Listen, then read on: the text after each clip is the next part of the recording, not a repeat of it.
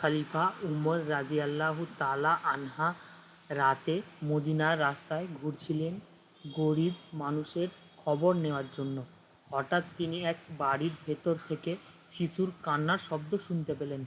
তিনি দরজার কাছে গিয়ে দেখলেন এক মা হাঁড়িতে কিছু একটা জাল দিচ্ছেন আর বাচ্চারা কাঁদছে। উমর রাদিয়াল্লাহু তাআলা আনহা জিজ্ঞাসা করলেন, বোন, তুমি কি রান্না করছো? মহিলা বললেন, হে আমিরুল মোমিনিন, হাঁড়িতে পাথর আর পানি দিয়েছি যেন বাচ্চারা মনে করে খাবার রান্না হচ্ছে, এভাবে তারা ঘুমিয়ে পড়বে। আমাদের ঘরে খাবার নেই। এই কথা শুনে উমর রাদিয়াল্লাহু তাআলা আনহার চোখে পানি চলে আসে। তিনি সঙ্গে সঙ্গে রাষ্ট্রের খাদ্য ভাণ্ডারে গেলেন, নিজের কাঁধে চাল ও খাবার নিজেই নিয়ে নারীর ঘরে গেলেন। সাথে সাথে যাবার সময় দাস বলল, আমিরুল মোমিনিন, আমি বহন করি। উমর রাদিয়াল্লাহু তাআলা আনহা বললেন, কিয়ামতের দিন তুমি কি আমার পাপের বোঝা বহন করবে?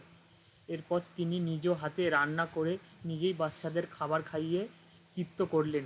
তারপর বাচ্চারা হাসি মুখে ঘুমিয়ে পড়ল। তখন তিনি নীরবে চলে গেলেন।